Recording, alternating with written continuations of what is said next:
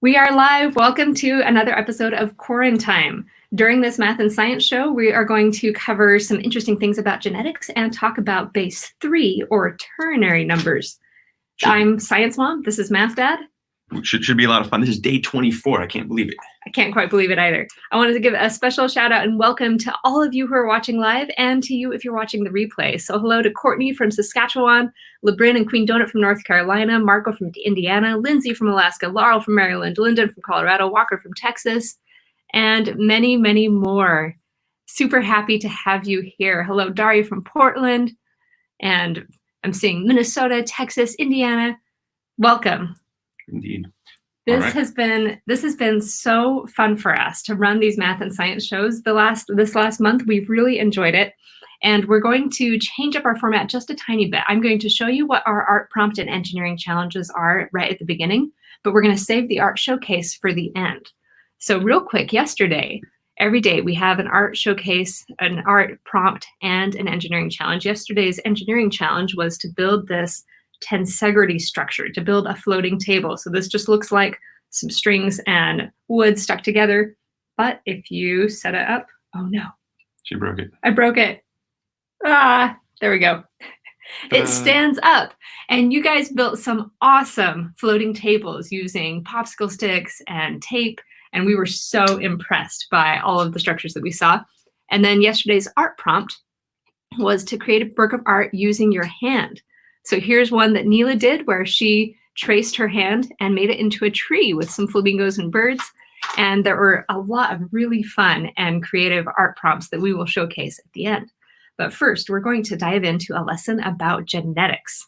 This week, we have been talking about genetics the entire week, and someone that you've heard us mention several times is Gregor Mendel, a famous scientist who lived several hundred years ago, and he did some of the pioneering work in genetics. And two of the things that he said that we call his principles were that traits are independent and that the way that they separate is random. And so you can kind of think of it as pulling things out of a hat or out of a bag. So Math Dad, come over here real quick. All right. If I have a little bucket of marbles, half of them are blue and half of them are green, I want you to close your eyes and pull out a marble. You got a blue one. Now close your eyes and pull out another marble. You got a green one. And there's a 50% chance he could pull out blue, and then the next time, 50% chance he could pull out green. And if he keeps pulling out marbles, he could get one blue and one green, or he could get two blues, or he could get two greens. But now, Math Dad, I've got a different set of marbles, and I want you to reach in and pull out. These marbles are stuck together. And every time that you reach in, you are going to get one blue and one green. You're never going to get two blues or two greens because these are linked. And it turns out when it comes to genetics that things aren't quite as simple as Mendel thought, because we do have genes that are linked, and that usually happens when they're on the same chromosome. So let's take a look with some gummy worms at what our chromosomes look like, because we have 23 pairs of chromosomes, and those chromosomes, if you were to lay them out, and I'm using gummy worms here, they might look something like this. And you can see that some of the chromosomes are bigger than others. So chromosomes 1 through 5, they're pretty large. Chromosomes 21 and 22 are quite small. And then chromosome 23 is a special one. That's the one that determines if you are male or female, or you could even be kind of a hybrid. There are some weird mutations that can happen with those chromosomes. And so here is for female, where you see two long chromosomes with number 23. And then here is male, you see the XY. So one of them's the X, one of them's the Y, short chromosomes. But Math Dad, do you always just get two chromosomes, or can you have more? I'm sure you wouldn't have asked this if it was always so simple as getting two. So I'm suspecting something could go wrong. So most of the time, you get one from one parent, one from the other. You have two copies. So you have 23 pairs of chromosomes. And there are not very many chromosomes where you can have 3 copies and live to tell the tale. Usually 3 copies of chromosome means game over, and the embryo is not going to develop at all. But chromosome 23 can have extra copies. Chromosome 21 can have extra copies. And if you have 3 copies of chromosome 21, then you have Down syndrome. And then chromosome 18 and 13 can have extra copies. And that is pretty much it. Those are the only chromosomes where you can handle having an extra copy. Now, the reason that I wanted to do this little review is because today we're going to be talking about linked traits. And we're going to be talking about traits that are linked with the X chromosome, because that causes some really interesting effects. And the first example that we're going to talk about is red-green color blindness. Now, right now, we have close to 500 people watching between Facebook and YouTube. And with a group that size, it's pretty much a guarantee that someone who is watching is red-green colorblind. And I'm going to show an image right here. And then I want you to type in the chat if you can tell what number is in that image. Can you see a number? And if you can't see a number, then it means that you are likely red-green colorblind. So I'm seeing quite a few 74s. I'm seeing some 21s. And depending on how your eyes and your vision are working, and depending on the color of the computer screen as well, some of the greens might be difficult, and it might look like a 21. But yes, 74 is the number that I see here. And then if you don't see a number at all, you may be red-green colorblind. Red-green colorblindness is pretty common. About 8% of men of the Northern European descent are red-green colorblind, but only 0.5% of women are. So why such a big difference? Why is red-green colorblindness really quite common in the male population and not common in the female population? It has to do with genes, I'm sure. It does. I did the math real quick. So if there are 500 viewers, Close to we would 500? expect maybe 21 of them to be. So we should expect colorblind, about 21 people who are watching right now, most likely, will have red-green colorblindness. And so and this is something that I always wondered. When I first heard about red-green colorblindness, I was like, well, what did they see? What does someone with red-green colorblindness see? They see something like this.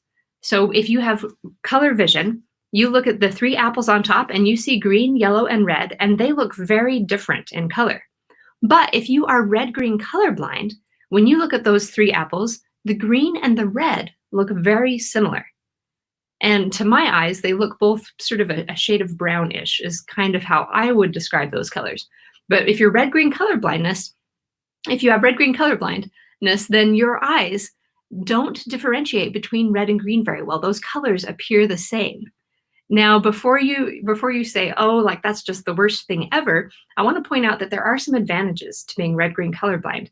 And one of them is that because you don't see such distinct differences in color, you're actually way better at spotting things that are camouflaged.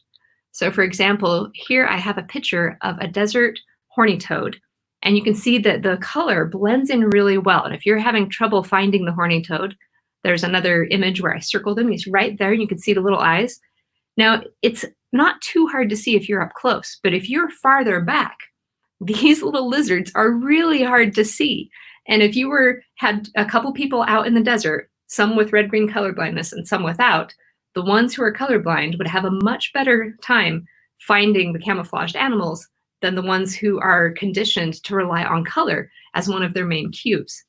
So that's kind of a fun fact about red-green colorblindness, but let's take a look at how this works with the genetics and understand why it's so much more common in men than females and how it can appear to skip generations, because this is pretty interesting. And for this, I'm going to turn around real quick and we'll come to the whiteboard so we can draw out a little family tree.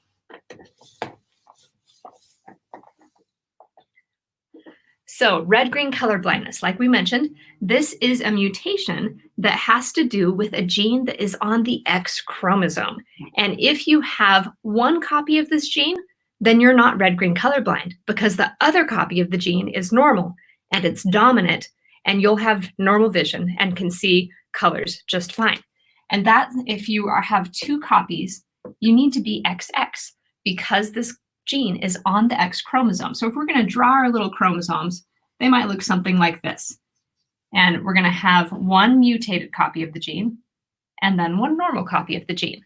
And so if a female has this genotype, and remember genotype is the genes you have, then she's a carrier. Whereas for a male, their Y chromosome does not have the gene at all. The Y chromosome is quite different. And if they have just one copy, then they're red-green colorblind. And this is why it's so much more common in males than in females. Now next, I'm going to write up a little mystery. And to do this mystery, I'm going to draw what's called a pedigree chart. In pedigree charts, it's traditional to draw the males as squares, the females as circles, and then little lines kind of connecting to show the generations.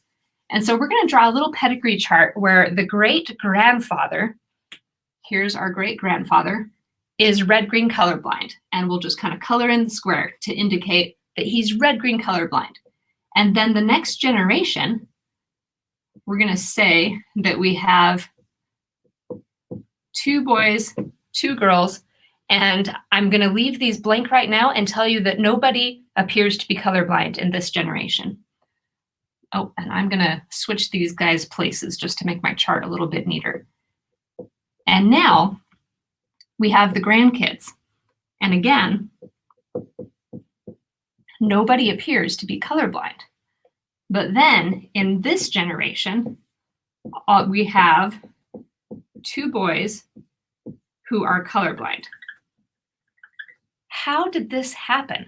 How did we appear to skip 2 generations and then the color blindness shows up again? And let's say that we have some DNA sequencing and that great-grandpa is still alive, and we actually analyze the DNA and we can tell this mutation came from here. It's the exact same. We know it didn't come from here or from over here. It's the exact same mutation. So tell me in the chat if you know how this happened. How did it skip a generation? And I'm seeing a couple interesting questions about, can dogs be red-green colorblind? They can. Yeah, that was the same question I wanted to ask. Because, yeah, are they always? Because I'd heard dogs don't see colors, or is that? I would have to do a little bit of research to answer this fully, because I do think there are some differences with how other mammals perceive colors. But the reason why red-green colorblindness exists in humans is because you have these special cells called cones with little receptors in the back of your eye. And you have 3 different types. And if you have a mutation that knocks out one of them, so then you just have 2 types, then that's what causes red-green colorblindness. And I imagine that other mammals probably have a similar system with their eyes, with how they work, and it would definitely be possible to have a mutation take out one of those cones, which could cause that.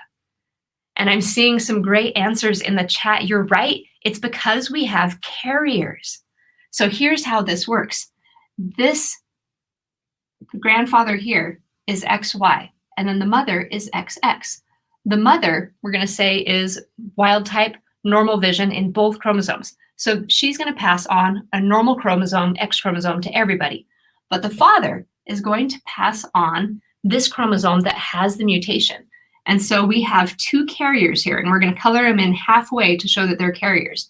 They have normal vision, but they carry that gene for color blindness. And then here, we're going to say that this person also is a carrier and has the gene, and then these 2 sons got it, and that's how it looked like it skipped a generation. But really, it didn't skip. It was still there. It was just being carried, and it was kind of hidden because you had that other gene behind it. Any other questions real quick before we go on? Now, this one over here, though, might not be a carrier at all.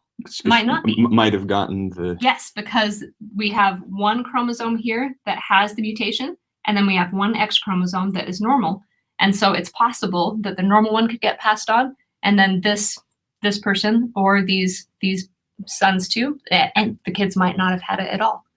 And then it's also possible for a male to be a carrier as well. This doesn't happen very often, but there is a condition called Klinefelter syndrome, where you have an X, an X, and a Y.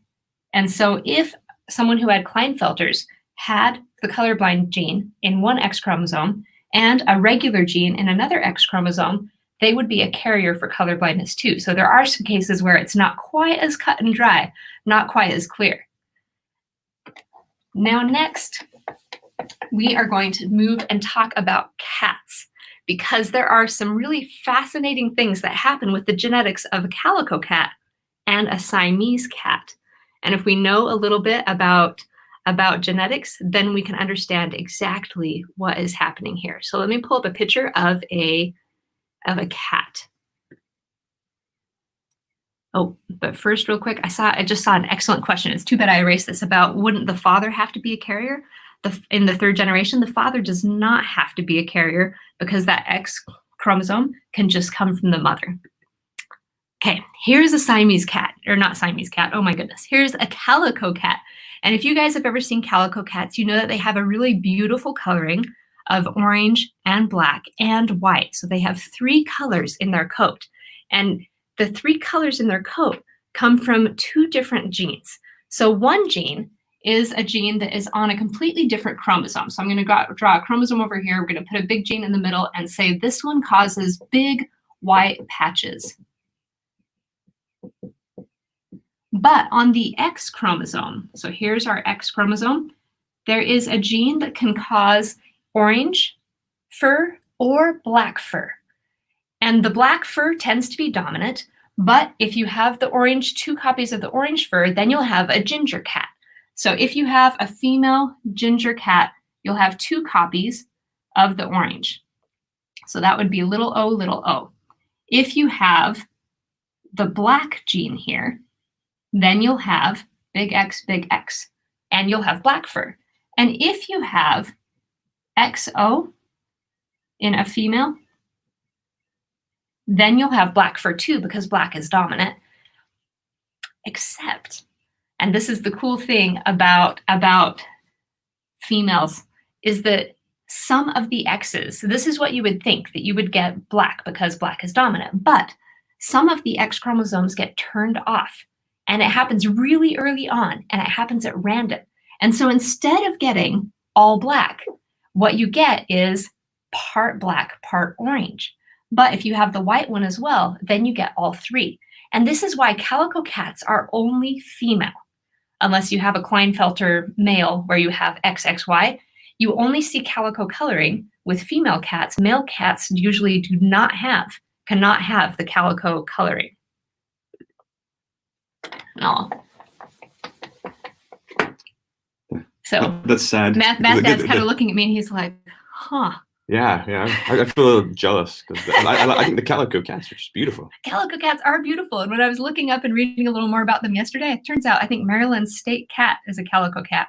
I didn't know that we had state cats. Now I'm like, well, what's Nevada's state cat? And I couldn't find. I don't know if we have a state cat in Nevada. But yeah, the calico cat is Maryland's state cat, and it turns out that calico cats are only female, and it's all because when you have a heterozygous trait on the X chromosome, you end up getting a mosaic throughout the body where some cells are going to have one X chromosome on and some cells are going to have the other one on. And if that X chromosome has to do with color of the coat, like in the calico cat, then you get that beautiful pattern. And it really is kind of random. You could have 2 twin cats that have the exact same genetics. They would have different patterns on their coats because which chromosome is turned on and off is random in both cats, which is kind of amazing, isn't it? Question came in asking, is ADHD genetic? Is ADHD genetic? Ooh, so a lot of, and I saw some excellent questions about other traits too, like eye color in humans. It turns out that most traits that we're interested in human beings are more complex than just simple, one copy of this, one copy of that. ADHD, I would have to look up and see exactly what are some of the things happening there. I think there's more of a spectrum, a continuum where it's just not as clear. Kind of like the earlobe question we had the other day, where not all earlobes are clearly detached or attached. Or attached, yeah. So let's talk real quick. I want to do one quick little family tree with calico cats, and then we'll talk about Siamese cats. So if you have a black cat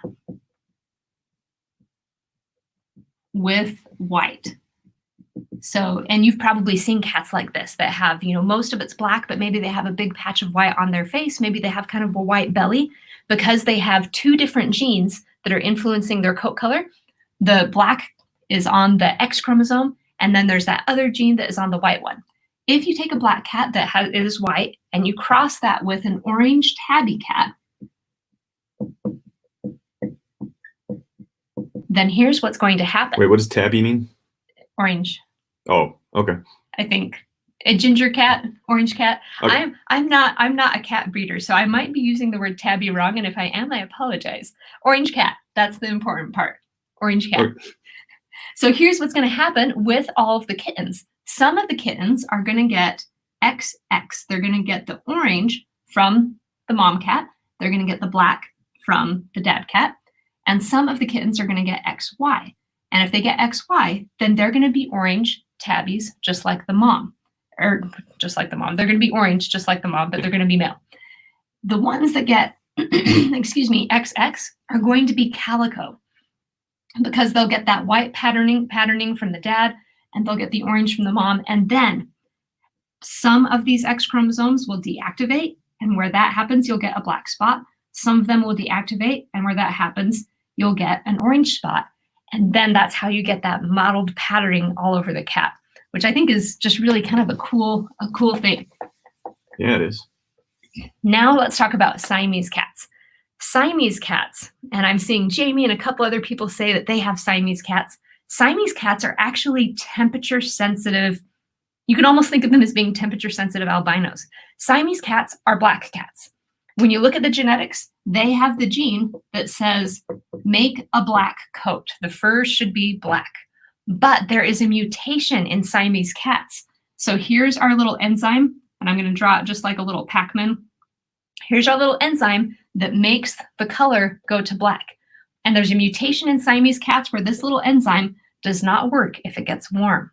And that's why the Siamese cat has the coloring where, oh, and I didn't upload a picture, but hopefully you guys have all seen. The Siamese cat has the coloring where on the nose and the tips of the ears and the tail and the feet, it's dark, close to black, but the rest of the body is white. If you have a Siamese cat and that Siamese cat spends a lot of time outside in the winter when it's cooler, the whole entire coat of the cat will get darker. And if you were able to get your Siamese cat to wear socks, the feet would turn white because then they would get warmer. And it all has to do with the genetics and the way that this enzyme is mutated so that it turns off whenever it gets warm. Isn't that crazy? I thought that was really cool. Yeah, it is. And now it is time for fact or fiction. Oh, I didn't talk about jumping genes. Sorry. Oh, go ahead. Talk about one fast thing about jumping genes, and then we'll go into fact or fiction. Now, I know in this lesson this week on genetics, we have not had enough time to cover everything, but our hope is that we just give you some little starting off points to delve into really interesting topics. And one of those is jumping genes.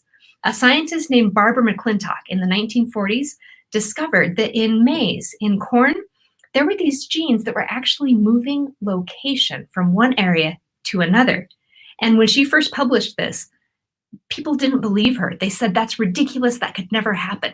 But she proved it and got a Nobel Prize for it. And it really transformed what we understand about genetics. And so here's what a jumping gene does. You have your long strand of DNA, right? And this is normally going to be all wound up into a chromosome.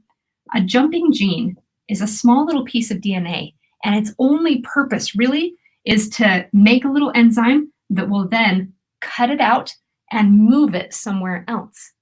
And it's estimated that about 15% of our own DNA is jumping genes. We call these transposons. And it's unbelievable that so much of our DNA could be these little tiny sequences that really all they do is they move around. And when they move around, sometimes they can help save a gene. Maybe there's a gene that's like right at the end of a chromosome that is going to be in danger of kind of falling off or getting degraded. Maybe they move it somewhere else where it actually functions better. Sometimes they cause big problems because if you have a jumping gene land right in the middle of a gene that you really need or interrupt something important, then that can cause terrible mutations. So they're really cool, they're also a bit of a pain, and they're really bizarre. We don't entirely understand where they came from or how it got to be that there are so many of them. Now, when you say that it jumps, are you talking like between one generation and the next, or are you talking about like while I'm standing here, some of my DNA could be jumping around and rearranging itself? I'm talking about a little bit of both. While you're standing there, some of your DNA really could be rearranging itself, but mostly it happens during meiosis. It happens between generations mostly. Wow. Isn't that bizarre? Or is that between generation, like one cell to the next as it's created? Or are you talking about me and offspring? Or? A little bit of both. Okay. A little bit of both. Wow. Its transposons are bizarre. Yeah. All right. We are going to move on to fact or fiction, but Science Mom Emily and Liza and Krista are also gathering questions. So if you have some genetics questions, put those in the chat and they will kind of gather them and then text them to us so that we can do some Q&A at the end. All right. Science Mom, fact or fiction? In the whole solar system, our home planet is the only one not named after a god. Our planet is the only one not named after a god? Well, let's see. There's Mars, Jupiter, Venus, Neptune. Neptune is a god. I've never thought about this before, but I think it might be true. That's really kind of bizarre. Mars, Venus. Venus is a god. Like they're all named after like Greek or Roman. Saturn? Is Saturn a god? Pluto? I don't know about Pluto. True, false? Okay, I'm going to say true. True. Okay, so Pluto's not a planet. Pluto's not. Although it is named after a god. So, yes, indeed, all of them are named after Roman gods. Wow. Yeah, and Earth, there's some Roman god, Terra, something or other, Greek Gaia. You might have heard of that. So it has a lot of ties to the names of a god. But yeah. That's pretty cool. Well done. All right. Fact or fiction, Science Mom? 99% of the solar system's mass is concentrated in the sun. 99% of all the mass in the solar system is concentrated in the sun. The sun is really huge. If I had to guess, I wouldn't have said 99. I would have said like 95. Because Jupiter plus all the other gas giants, they're also sizable. All right. Pickle Obsessed says true. I'm going with true. It is true. And in fact, 99.8%. Like it's huge portion. So that, yeah, the sun is just crazy big. For me, I was thinking, but it's all gases. So the gases aren't going to have as much mass. But no, it's just that big. The sun is huge. That's amazing. All right. Fact or fiction, Science Mom? The temperature on Mercury gets much colder than the temperature on Earth. The temperature on Mercury gets colder than Earth? True. So I think Earth, our lowest temperatures are down to like, I don't know, 100 degrees below zero. But I think Mercury gets even colder in the side that's not facing because it doesn't have hardly any atmosphere. Yeah, she got that one right. She wasn't supposed to get that one right. Yeah, it's totally true. So on Mercury, a day is actually longer than a year on Mercury. And because of that, there's the side that's facing the sun. That thing's getting hot as can be. But the side that's not facing the sun is not facing the sun for a long, long time. And that can super cold. Yeah, it can get down to like 100 Kelvin, so like negative 300 something Fahrenheit. Yeah, really cold, much colder than we get on Earth.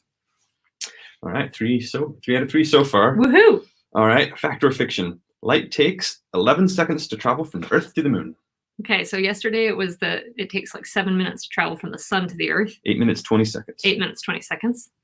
I'm going to say true, although you could easily just like modify this one and be like, it's 12 seconds.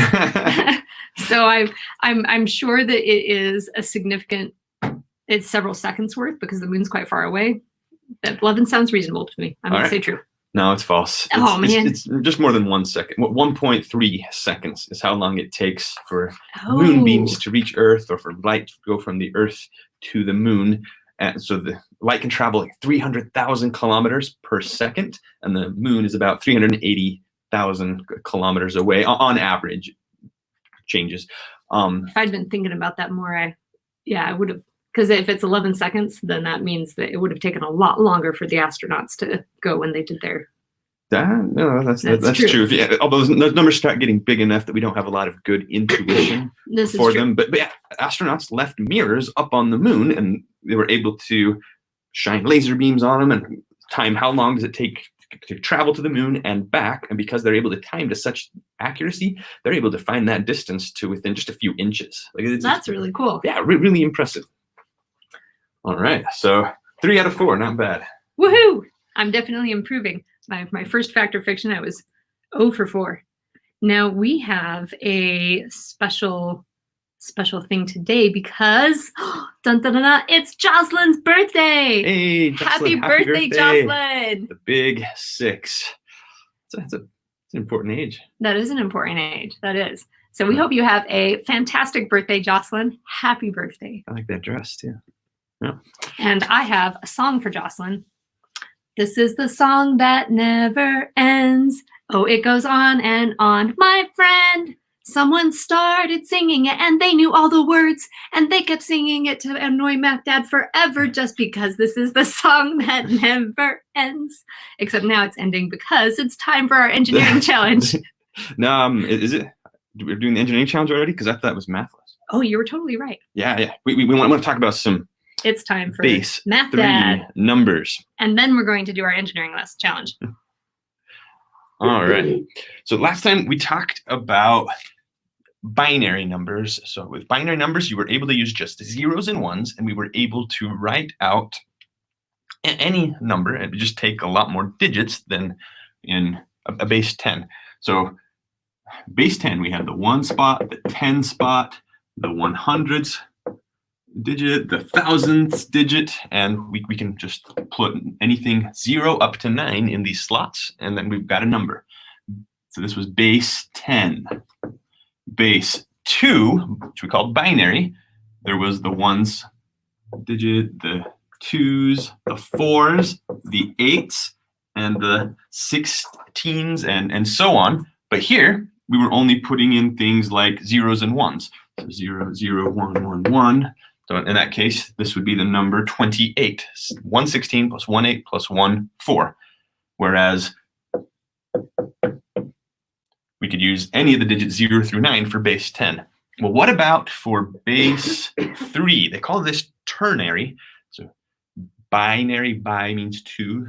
Well, ternary, so we're talking about base 3. In that case, I've been really curious about this one because I don't know anything about ternary. Well, you've got the 1s spot, you've got the 3s spot, then the 9s, and then the 27s. And are we just going to use ones and zeros still? No, we're going to use zeros, ones, and 2s. What? So you are allowed to use zeros, ones, and 2s, and then you can write any number in that form. So, for example, actually, give me a number. Science Mom. 7. Okay, the number 7. I could write that as 2, 1. Or So you're saying you have 2 3s, so that gives us and 1, 6. 1. And Yep. one more. So 2, 1 in base 3 is our number 7 in base 10. Huh. All right. What about the number 4? The number 4 is 1, 1. Oh, so you Because got 1, 3, and 1, 1. All right, give me another one. Give me another one. The number 10. Okay, the number 10. Well, in that case, we find the biggest number that's along in the base here that's not bigger than 10. It's a 9. So that's 1, 9, 0, 3s, and 1, 1. So 1, 0, 1 in base 3 is the number 10. In base 10. Huh. All right, give me another number. Let's. All right, One I'm more going to give you the number 30. All right, the number 30.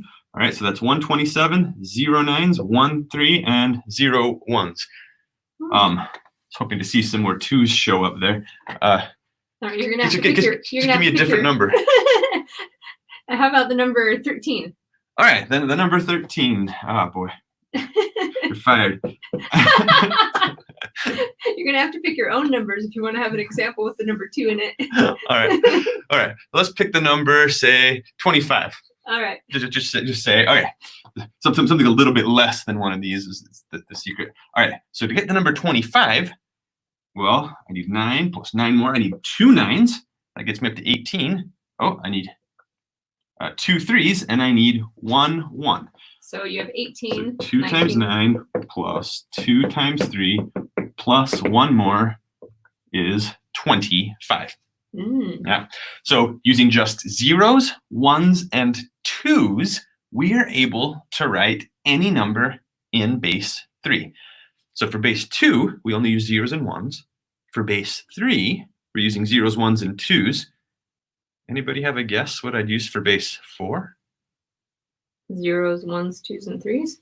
Zeros, ones, 2s, and 3s. Aha. Why do you have to use ones and 2s Well, for this one? Well, you need to be able to reach this next number, this 9. And a 9 is 3 threes. So I know I don't need as many as 3. I can stop before I get to 3, but I need more than 1 3. And how do you write the number 2? I think that would be a good thing to show them. So in base 3. In base 3, how do you write the number 2? Just a 2. Just a 2. Yeah, because there's 2 1s, right? Because yeah, you have to have 2 1s. And then how do you write the number 4? Okay, the number 4 is 1 1. And the number 5? The number 5 is 1 2. So let me just do this. 1 2 3 4 5. Let's write out our first several numbers here. So in base 3, that's just 1 2. The number 3 is 1 0 in base 3. The number 4 is 1 1 in base 3. The number 5 1 2 in base 3. The number 6 2 0. The number 7 is 2 1. I'm seeing a pattern. There are indeed some patterns here. In fact, if you were to just take all these numbers and say, okay, you're only allowed 0s, 1s, and 2s, start putting those numbers in order from smallest to greatest, well, that's actually the same order that you would get here. So yeah, you already have a lot of intuition for this number base. You've just never used it before. And all of the arithmetic rules that we had come up with before, adding and subtracting, multiplying, dividing, that will work in base 3, just like it worked in base 2 or in base 10. So that's pretty cool. Yeah, you can do some really cool stuff with these number bases that you wouldn't suspect. Now, I hear that you made a cool Desmos activity. Oh, you did hear about that, did you? Yes. That's so good memory. Math Dad showed me the Systemax activity yesterday, and then I got totally distracted playing with it. So this is another one. This one's got ternary football instead of binary football, where you are able to try to. Oh, but I know what you got. It's distracted. Yeah. That's the wrong one anyway. Oh, sorry, wrong one. Go back. I don't know. My bad. Forget that I did that. All right, Okay. we're going to share the screen again. I'm going to pick the right one this time. And here. No. Oh, that's the wrong one again. Yep. There we go. All right. This time it's the right one. Look at this. Indeed. So we have sitting here this fun little flower. So this is not part of the ternary part. This one's largely just fun, but you're able to use some symmetry to make various shapes appear here. And my favorite is to see, like, look at that. It's like it's a lightning ball, and then it goes to like a little wheel, and you could just go back and forth. I was having a lot of fun with this yesterday. Like, whoa. Yeah. So yeah, just something fun that one of my buddies had made that I had to include. But I wanted to talk about the activity real quick. All right, so so you're trying to convert these numbers from ternary base 3 to base 10. So what number would this 1003 be? Oh my goodness. Okay, so the first one is for the ones. So I don't have any ones. I don't have any twos. No threes. Oh, I don't have any threes. And then the next one is 9. So this is 9. That's 9. And it moves us up 10 yards. Okay, and this is 9 plus 3 plus 1. No, it's 9 plus 9. 9 plus 6. 9 plus 6. Oh my goodness. Yeah, because you got 1 9, 2 threes, 2 threes and 2 2 ones. ones. So altogether, that would be, we would say 1 9. 1 9, 9 plus 6. 15 plus, 17. Yep, 17. All right, and woohoo, we advanced 10 more yards. Yeah, so we see if we can score a touchdown. And then there are other pieces to this. I've got another fraction one there, as well as the mastermind, where you try to guess the secret number. Awesome. So yeah, I hope you guys will dive in and try that. Maybe. There we go. All right. So here's the code ZKX9SN. Awesome. Thanks, Math Dad. You're welcome. And now we have a riddle and our engineering challenge. So our riddle says, I have a big mouth and I am also quite loud. A frog. You have a big mouth and also quite loud. Okay. Frogs have big mouths It is and they're not loud. a frog. That's a good guess though. It is not a frog. All right. I am not a gossip, but I do get involved with everyone's dirty business. I'm not a gossip, but I get involved with everyone's dirty business. Frogs could also be involved with everyone's business. So what am I? That's actually all What I've am got I? for you. I have a big mouth and I'm also quite loud. I am not a gossip, but I do get involved in everyone's dirty business. All right, I'm seeing rumor. That's not a bad guess. Rumor is a good one, Oh. but that's not correct. That's not the answer to this riddle. No. Okay, while you think about it, I think I'll sing a song. I'm singing a song, I don't know the words. I don't know the words to this song. I'm singing it loud and I'm singing it long, but I don't know the words to this song. No, I don't know the words to this song. So I saw some awesome guesses in the chat. I saw toilet, garbage truck, and vacuum, which are all, I think those all work and are all quite good because they all have big mouths. They get involved in dirty business, but I'm going to go with vacuum. It is vacuum. Yes. Vacuum is what was intended. So that one was pretty vague, I will admit, but I liked it. Thank you for bailing me out in the chat, you guys. Those are awesome answers. And washing machine is a great one too. Now for our engineering challenge, we have something fun today, and it's to build an origami frog. And I did link some directions in our Patreon post, but you can find lots of different places online that will show you how to build these. Ours are made out of construction paper and cardstock, which meant they were fairly hard to fold, but it makes them very good hoppers too. And this is Team Science Mom's little frog. I've got a green contender and I've got a blue spotted contender, and mine both have eyes that are quite cute. Yeah. So this wasn't actually cardstock. Well, it was some thick paper. Yeah, thicker paper, not cardstock. Yeah. So now we're going to have a mini frog Olympics, and we're going to see whose frogs can jump the highest and whose frogs can jump the farthest. You ready, Math Dad? I am so ready for this. And you guys in the chat are the judges, the official Olympic judges.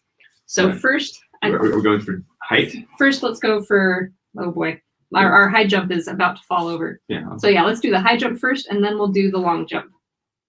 All right. Well, the viewers may just have to watch and tell us what goes highest. I don't. We had a wire, but it's falling apart. We had a wire. It's not working anymore. All right, are you That's the ready? next engineering challenge. Suspend a wire. All right. Ready? Simultaneously? All right, here goes. Whoa! All right, yours did go farther. Mine went off the end of the table. Let's see if I can jump over the cup. All right. All right, mine went around the cup. Oops. Oh! All right, Math Dad won that one. All right. For distance and height, I think.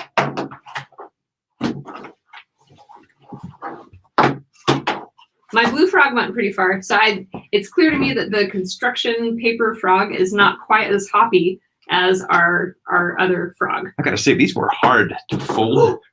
I just cleared. Did you see that? Cleared the markers. I saw it.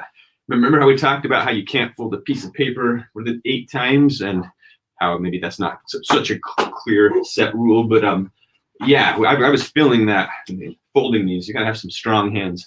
So we went to a site called origami.me. That was the worst hop ever. What? My frog was hopping earlier, and now it's like it lost its hop. There we go. Yeah. So, all right. Yeah, these ended up being surprisingly fun, but thank goodness for a good set of directions, because I am not terribly good at folding things. And yeah, highly recommend you follow some instructions, maybe get a second set of hands or somebody else to sanity check that you're following the instructions the right way. They were a lot of fun. All right, let's go ahead and take that banner off because I forgot that we had left it on. Oh. And I wanted to see if there were any questions real quick before we move on to our art showcase. Questions about genetics, some of the things we covered, about ternary. Is there time to go through my heredity activity that I built? I think we do have time. And I'm curious, like, what heredity activity is this, Math Dad? No. So the other Desmos one. Oh, so if you saw our Mendel video about Mendel and his peas, aliens, where we did the little cartoon aliens for Mendel. Math Dad built a cool Desmos activity that went along with that, although unfortunately he made some mistakes. There's just a couple, Just a couple big ones. important ones, but So if you're looking at that activity and you get confused, our apologies. We're going to try and fix that today. So maybe while I pull this up, I've seen the question show up in the chat a few times. What about eye color and genetics? Okay, let's talk about eye color. Eye color in human beings is actually a little bit more complicated than just one set of genes. It is true that in general, brown eyes are dominant and blue eyes tend to be more recessive. But there's more going on with that picture than just a simple gene and a simple case of dominance and recessive. Same thing with hair color. Red hair color tends to be recessive, and it can hide several generations, and it's less common because of that. But it's not just a clear-cut case of dominant, recessive, one gene interacting. So you do have exceptions sometimes where you'll have brown-eyed parents have blue-eyed kids, and where you'll have red-haired parents that will have brown-haired kids. Stuff like that does happen because it's just a little more complicated. All right. So we want to see if we can stump Science Mom here. We made a video talking about these various aliens, and there were two possibilities. They could either be green or they could be purple, but the green gene was dominant.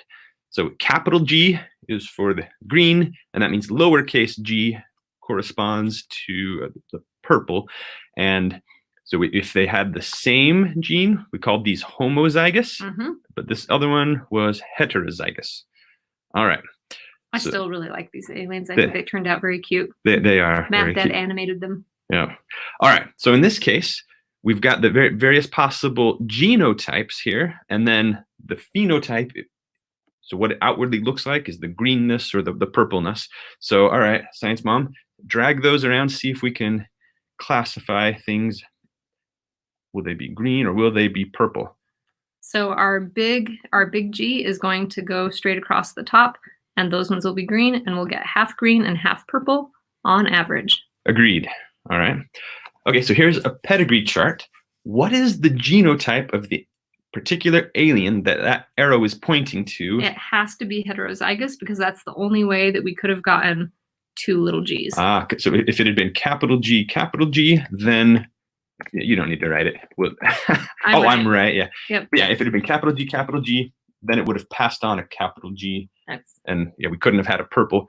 Exactly. And here's where we have our mistake, because that's supposed to be little mistake e. number one. Yeah, we need a little e here. Little e, not a capital E. So thanks to those of you who pointed out that mistake that somebody made. May or may not have been Math Dad. May or may not. All right. So in this case, we could try to drag all the types here. So, but you know what? Just a sec. So it was capital E meant two eyes. Lowercase e meant one eye. One eye. That was the important detail here. All right. So in this case, what do we have here? It looks like we've got hybrids cross the hybrid. So we have a double heterozygous cross where everything is heterozygous, which means we're going to get all the combinations.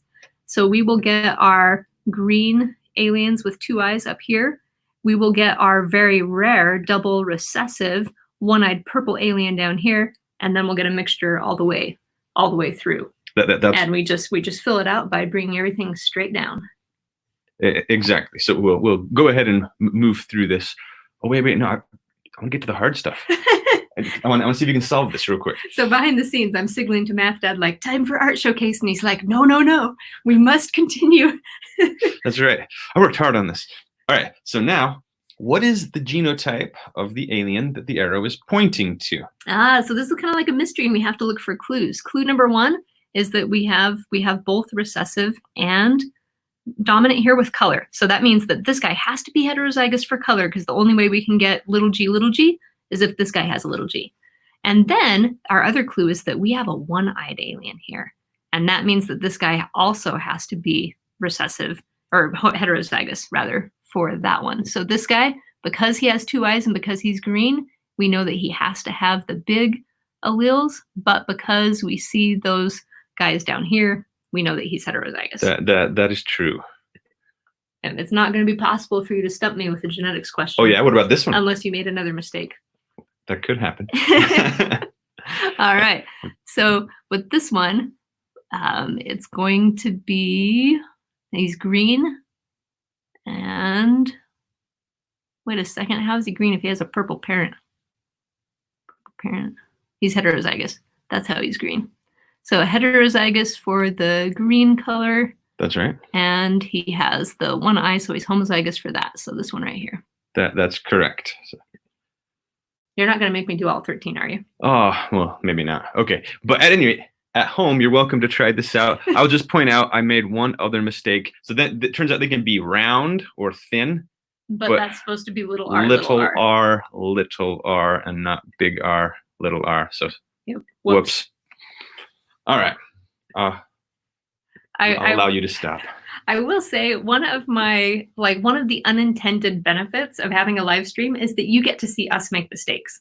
And this is something that I'm actually really grateful for, because a lot of times when you're watching videos online that people have edited in advance, they're polished, they don't contain any mistakes, and you don't really get to appreciate that mistakes are part of the learning process and that everybody makes mistakes. And it's how we react to them that matters more than whether or not we make them. That's true. Ooh, here's a great question. Whoops, that was not what I meant to click on. Why do babies always have blue eyes when they're born, but then they change when they are older? It has to do with how melanin, one of the compounds that is the pigment in brown eyes, with how that is made. And it turns out that in the womb, the enzyme that makes that is not entirely turned on and active yet. And it takes it just a little while after the baby is born before it really gets started. So almost all babies are born with bluish eyes, and then they'll darken as they get older. Great question. I didn't know that. There are a couple other good questions that we had. I'm going to, one was, can you be half colorblind? This is a great question. Can you be half colorblind? Like in one eye colorblind? One eye colorblind, the other eye normal vision. You can be. It's pretty rare. It doesn't happen very often, but it can happen.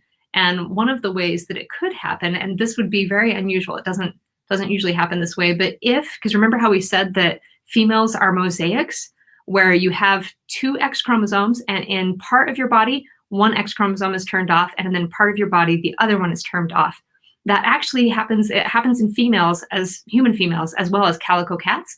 And if you happen to have like the colorblind one being turned off in one eye and not in the other eye, it would be possible to get some of that happening, but I don't know of any case where that has actually happened, because usually the mosaic modeling is not quite as blotchy. Usually it's a little more, what's the word I'm looking for? Nebulous? I don't know. Mixed. It's more mixed. Good question. Questions about how many generations a trait can skip. Oh, a lot. If you have a trait where there can be carriers who have the trait but don't know it, it kind of becomes a math question, where you could, in theory, you could have a trait skip hundreds of generations. That's just not very likely.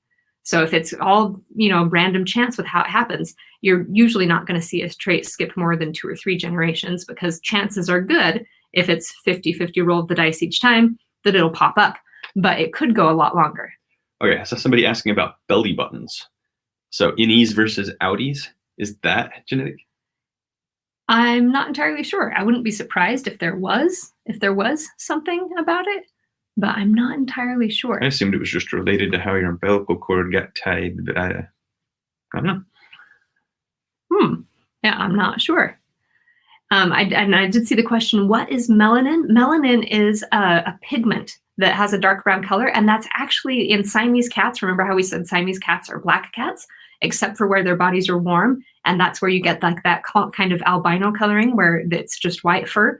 Melanin is the compound in question there. The enzyme that makes it is being turned off by the heat, and the heat turns it off. It's pretty cool.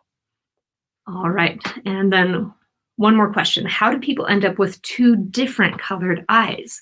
Because this can happen as well. Have you known anyone who has different colored eyes? One eye's one color, one eye's the other color? I've seen pictures. One of my favorite YouTubers is actually his channel is called 3 Blue 1 Brown, because 3/4 of his eyes are blue, but there's got some brown in there. Brown in there. And again, eye color is a little more complicated than just one gene.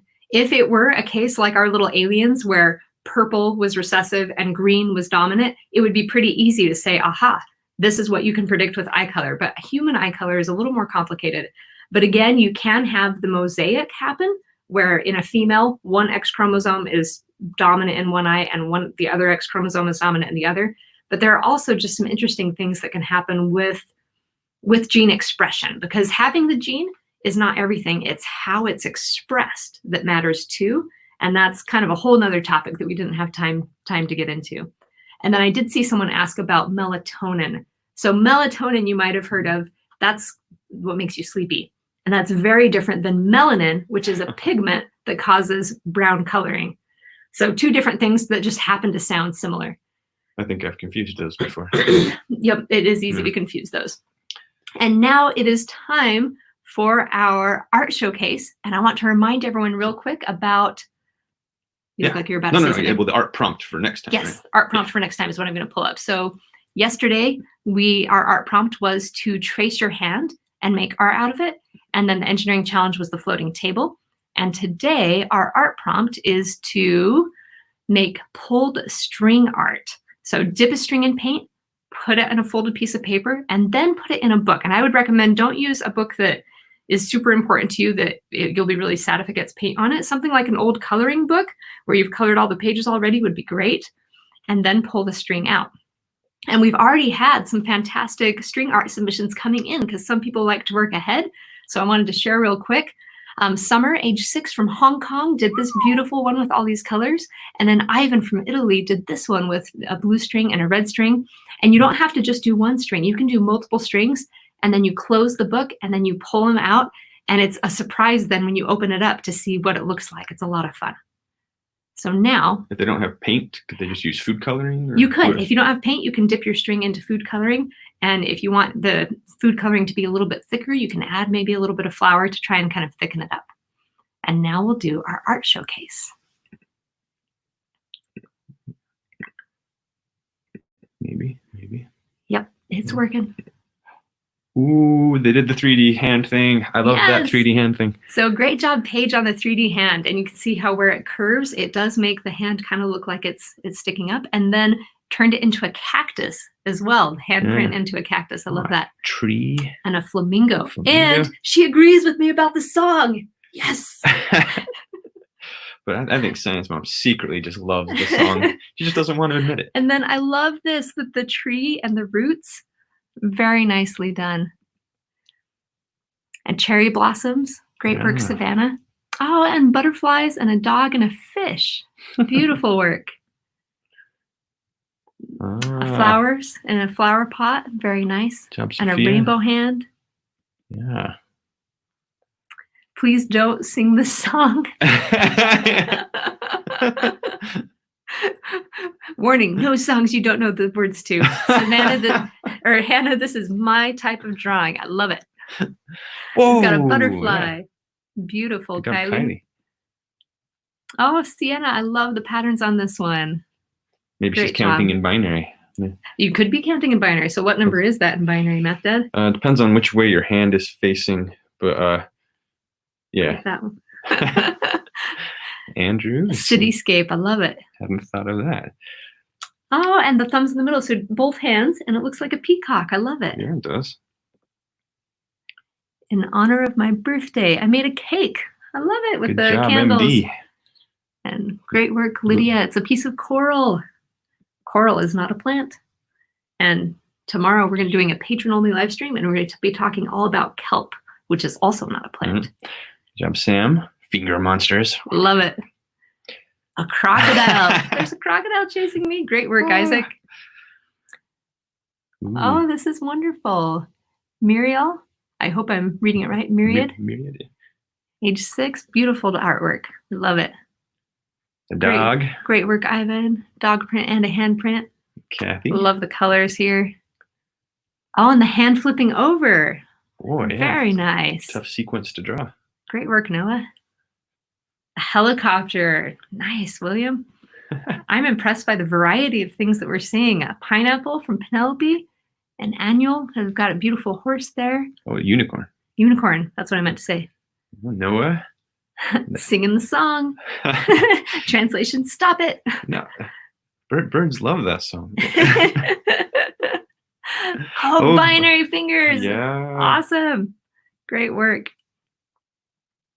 Oh, and this one's like kind of a merge with the thank you prompt and the hand art. I love this. I like it. It didn't waste any space, Caroline. The song. It's gonna get stuck in Science Mom's head. That's right. Aw. That's right. Haley. Ooh. Love the patterns and the coloring here. Great job, Haley and Sarah. Jane, keeping the peace. Love it. And a giraffe. Great work. Flower, Micah. Awesome. Juniper. Declan. Oh, I love the decimal age. 7.99. Oh, birthday And I must love be the coming bird up. here. Great peacock, Layla. I love it. Leah. Singing a song, but I do know the words. Everybody knows the words.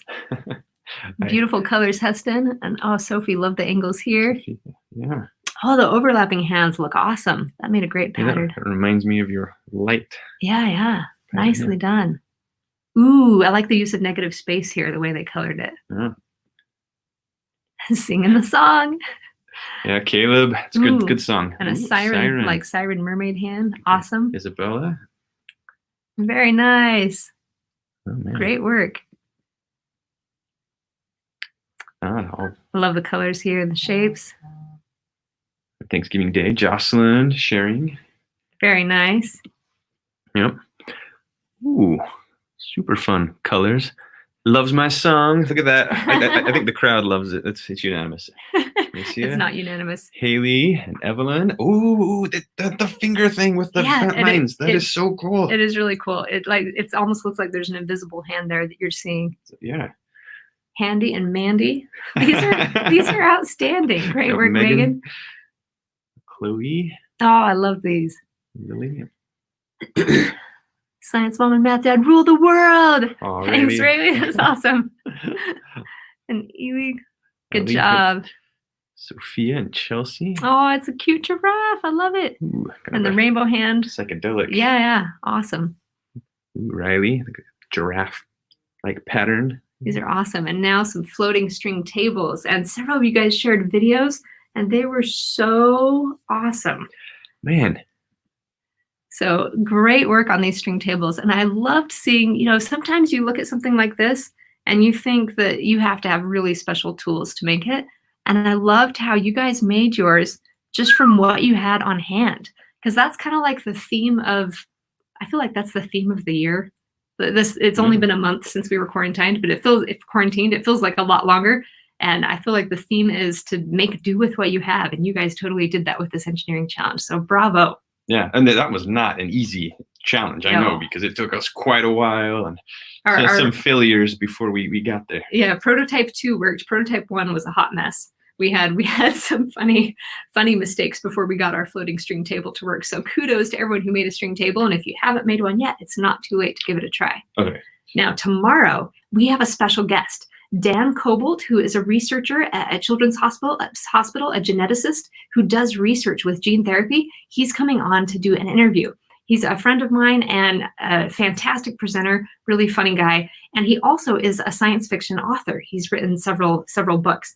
So we're super excited to have him come on tomorrow. And if you have any genetic engineering type questions, we'll be talking about how he got to be a scientist and then talking about genetic engineering tomorrow, which will be awesome. I did have a math challenge that we didn't get to say out loud. If you had a 4-minute hourglass timer and a 7-minute hourglass timer, the challenge is to time exactly 9 minutes. So it's a fun puzzle. Using just a 4-minute hourglass and a 7-minute hourglass, you have to time 9 minutes. And that's on the worksheet. Yep. So you don't have to feel like you have to try and write it down right now. There was one more thing I wanted to say. Oh, so you're going to build frogs for tomorrow? Jumping frogs? Yes. And what's the art prompt? Oh, the string. And the pulled string art. A question that I've seen pop up a couple times is, when is Painting with the Scientist coming back? We are, thanks to the incredible support of our patrons, we are getting a lot closer. We're close to 450 patrons now, which is getting us way closer to that goal. So hopefully it will come back soon and we'll be doing it frequently. But every week we do a patron-only live stream for our patrons. And I am doing a painting lesson for them tomorrow. What time? Right after? 9:15. Okay. Yep. All right. That wraps it up. Thank you so much for joining us today. And we will see you again tomorrow. Take care.